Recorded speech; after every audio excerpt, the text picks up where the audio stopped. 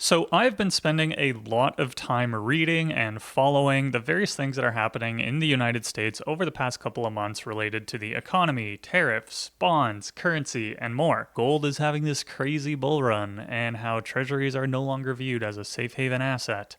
There's so much drama going on with trade, with the markets, with all this stuff. I wanted to talk about some of what I've learned and maybe help you learn a thing or two as well. Hey everyone, my name's Oliver. I am a guy on the internet talking about economics. My background is in engineering. I'm working towards a CPA. Take everything I say with a grain of salt. What does this big, beautiful tax bill mean for the US dollar? Back when Trump wanted to start a war with the world on tariffs in February, various markets began to panic, including the United States. If the US was going to put tariffs on literally the whole world, then every economist's prediction at the time suggested that the US would see a huge hit to their GDP growth and end up in a recession almost without question. It seemed as though there was a new headline every week, and I personally was really beginning to feel the fatigue of this whole trade war thing and all the news stories surrounding it, and how there's always a new news headline about this whole thing. Because nothing was ever the same, every week was something different, and this was a tough environment for a lot of people to do business in. Some businesses decided that they would just hold off until things calmed down a bit, and hold off they did. This is one of the worst job markets for graduating students since the 90s in all of North America. And I wouldn't be surprised if, in retrospect, we look back and say, damn, that was even worse than we thought it was. As of present day, we've sort of stopped investing in our future, and we're just trying to borrow as much money as we can to make the present good. And we are saying, screw the future, we don't care about that anyway. And I don't think that's a very good society to be living in. Planning and trying to be future focused is always a good thing. Throughout a bunch of flip-flopping on yes tariff, no tariff, tariff pauses, etc., something interesting began to happen in the Treasury market. While stocks were falling, the yield on treasuries went up. If you don't really understand how this works, that's okay. I'm going to try my best to explain it. So a treasury is just a bond from the government. It's an IOU, so you give the government money, and they say, thanks for your money, but we'll pay you back in the future with interest. So maybe you'll get 5% back, which would be $50 on the $1,000 per year. But then you also have the value of the bond. Let's use the example that's been in the news a lot. When the market falls, so the stock market goes down, people are scared and they will decide to move their money into something safer. And bonds are considered extremely safe because the government will likely never default on their bonds, and the general consensus is that the US government will pay you back. These bonds trade on the open market. In theory, if there is a lot more demand for the bonds, the yield of those bonds, so the coupon rate that they need to pay in order to sell the bonds onto the market, will go down. So because there are so many people that want this safe asset, the government doesn't have to offer as much interest to get people interested. However, what actually happened for a very short period of time, maybe a couple of weeks, was that people were selling the United States stock market because of all the tariff stuff, and US bonds saw their yields increase, which means people were on net also selling more of those. So rather than selling US stocks and then moving it into US bonds to be safe, they were selling US stocks, moving it into bonds of other countries, moving it into stock markets of other countries, and this was hurting the United States markets on two fronts. For a moment there, the financial world was mildly freaking out. Knock-on effects of this could be extremely minor or they could be extremely major. Investing in the US and keeping money in the US began to be viewed as riskier. For that risk, they have to pay a ton of interest. If the United States have a risk premium being added to their bonds because of something some dude said, well, the president, I guess, pretty important dude, that's still pretty crazy. The US 30-year bonds at the start of the trade war were around 4.5%.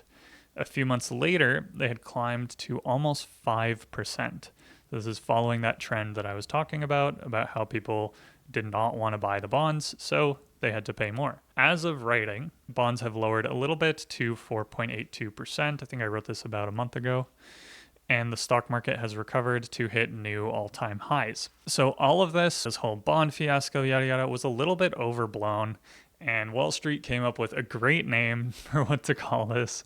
And they called this the taco trade, or the Trump always chickens out trade, meaning that whatever Trump says, he'll probably backpedal on and probably won't come true. It's tough to say for sure if that will continue, but at the time, that was something that made a lot of sense, and that was like, yeah, this seems to be a trend. However, this lack of confidence in the US and the US dollar is borne out by two major indicators. The dollar index, which is down 10.6% year to date, and gold, which is up 28.41% year to date, much more than the S&P 500. The dollar index simply compares the US dollar's performance to a basket of other major currencies, so you could say that it's underperforming by 10% this year, which is quite a shock if you look at the really strong GDP growth in the United States just before Trump took office. And then you have gold, which is an asset that people flock to in times of uncertainty for many reasons. People are moving to gold because even if the US dollar loses its value, gold is a hard asset that won't inflate away like a currency can because there's a limited supply of it. Gold will always have this intrinsic value. These are two things that have been a pretty rough report card for how the world views the current US administration. So let's come to the present day. Where does this leave the US currency? Well, it's not looking great. The US dollar will likely continue to get weaker, and eventually, when the Fed does cut interest rates and bond yields go down, people will not be as willing to buy US Treasuries with a low yield.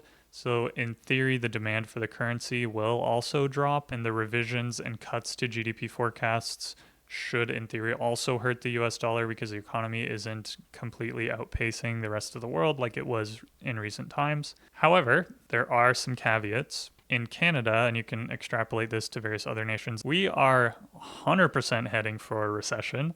And I even wrote in a different article that if not, or in a different video that I posted, if not for our population growth being so high and so skewed in recent years, Canada would have been in a recession around like 2023, 2024. We are likely already in a recession. Our top line GDP number is just being propped up by so many more people coming to the country. We have now started to slow the amount of people that we're letting into the country. We are almost inevitably heading for a recession here. If you ask people and you talk to normal people, it's hard to find jobs. Employment's getting worse. We're in a tough situation already, and the same can be said for a lot of Western countries. They are having really rough times right now, and we're all kind of heading to the end of this debt cycle, heading for a time of reckoning with all the tariff stuff happening.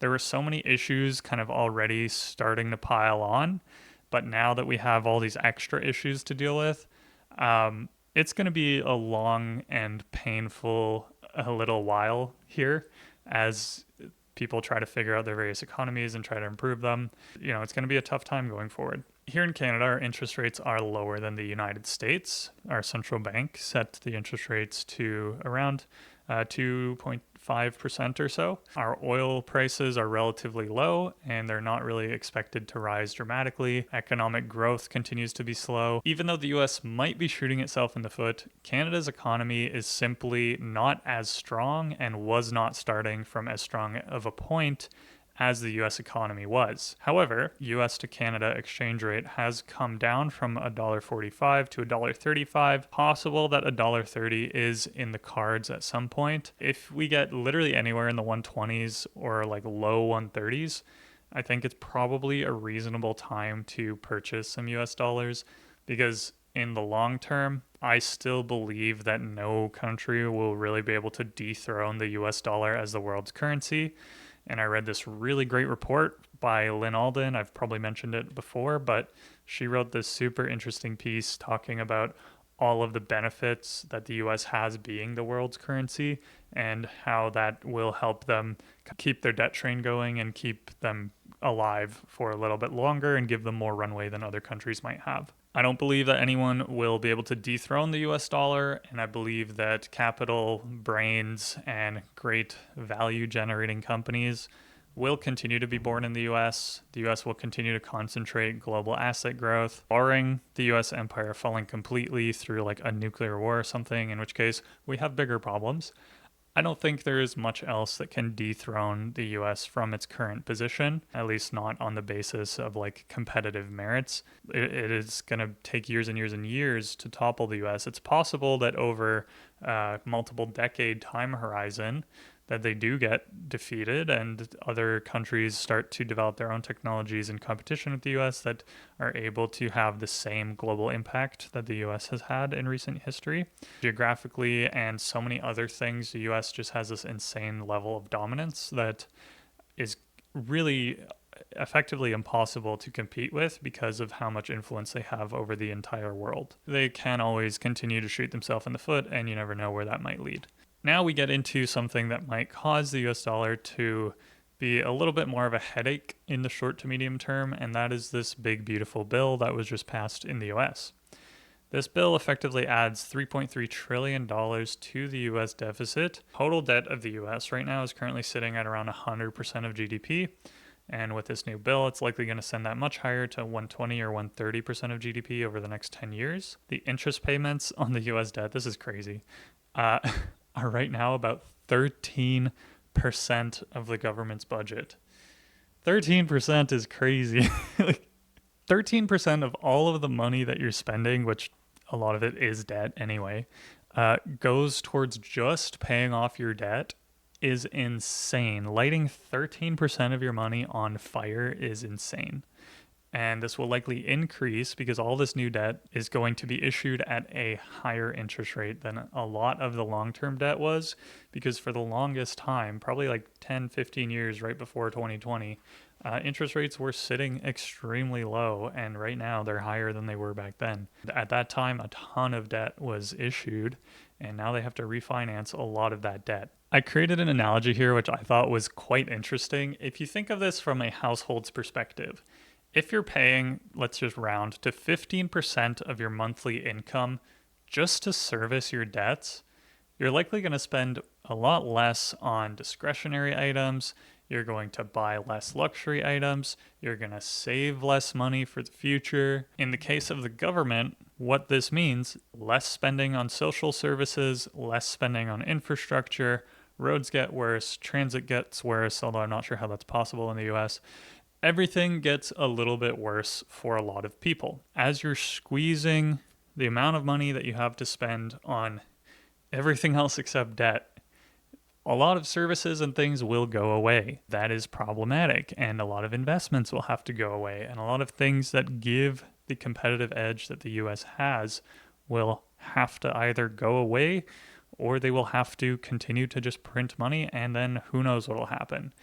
Currency explosion. In addition to that, this debt will be introducing trillions more dollars to the money supply, and we've seen in the past that printing this type of money leads to inflation. The US will grow slower and also inflate its currency. So those are kind of the combo risks. If there is risk of inflation, the Fed will keep rates high for as long as they can, meaning that the interest on this new debt will become even more expensive. In summary, what I think will happen with this US bill is that we're going to see slow and consistent devaluing of the US dollar, strong and consistent inflation in asset prices. And if you look at other times that the US printed a lot of money, or if you provide wealthy people with a way to save money through tax cuts, the way that the world is set up these days, a lot of the money doesn't really get spent in the economy, but rather it just gets dumped into assets. So if you hold US stocks or real estate right now, I think you can expect to see the value of your holdings increase in the medium term, but at some point, this will hit economic growth and consumer spending. Eventually, the market will pull back a little bit due to poor performance in various categories. Right now, the S&P 500, it's a concentration of like the top 7 companies, these really big superstar firms that are like the only ones that are profitable right now. They're the only ones that are beating expectations on earnings, circulating their money around each other, and there's all this hype built up about AI, and I just don't see that ending well on top of all the other debt and all the other stuff going on in the US. I don't think that passing this bill will be a positive thing for the US and the US dollar on the whole. There is a slight possibility that the US might be able to outgrow the speed of the increase in debt, which is one of the arguments that were made. And this possibility is made stronger by AI. But as with anything that has a lot of hype, this feels like a bit of an overinflated asset category right now, and it could end poorly if companies struggle to prove that they're able to monetize their AI models, or they end up losing a lot of their talent because I think AI can do everything, and it turns out that AI is not as good at certain things that maybe humans are better at. Even with the assistance of AI and the potential growth and productivity gains, I'm not certain it will be enough to make a huge difference in the story of the US debt. For the time being, it does appear that the US is on a bit of a collision course with the future. No one can really predict the long-term impacts of this. And the US does still have the fact that everybody wants dollars and looks to them for stability, so that likely will not go away. If you're trying to compare which currency you think will do better in the future, you have to consider one entire economy against another entire economy. And I still believe, despite all the debt in the US, despite all the problems, that they will continue to outgrow economies like Canada, like the EU, and various other economies. They hold these mega global high margin superstar firms, and I just don't see how Lil Bro Canada in the North can compete with that level of dominance and the level of entrepreneurial spirit in the US and the brain drain from Canada to the US. Canadian households on the whole also have much less disposable income than US households do. Canada's household debt to GDP ratio is quite frankly insane. It's at one point during the pandemic was over 200%. I think it's probably closer to like 160 or something now. And it's much higher than the US household to debt GDP ratio, which is crazy to think because like the US consumers, like they don't understand how credit cards work. And Canada still has higher debt. I've seen some insane videos about like people in the US getting themselves into these like crazy amounts of credit card debt and just like not even thinking about it. We don't have like these super high incomes. We don't have like all this other stuff that the US does that can kind of counteract those issues. On the individual level in Canada, people are not able to spur as much growth or spend as much money or take on as much risk as the American counterparts. I do think in the long term that holding the US dollar to hedge against a decline in the Canadian dollar is probably a reasonably safe bet. Only time will tell. That is my verdict for the time being. So we'll see what ends up happening with this whole tariff debt printing bonanza, and we'll see if the US dollar continues to be the top of the world. I think it probably will, and I think if there is a decline, that is probably a good time to take advantage of that decline. I'm probably a little bit biased as a North American here, but I do think that they have the most robust and strongest potential for growth. We'll see if the world agrees and if the US currency maintains its dominance going forward. There are just so many problems in Canada and other economies that make the US's problems look like so insignificant by comparison. So that's about it. Let me know your thoughts in the comments or via email or however you like to send communications over these cables that we call the internet. Thanks for watching. Hopefully you found this interesting, and I'll see you in the next one. Bye.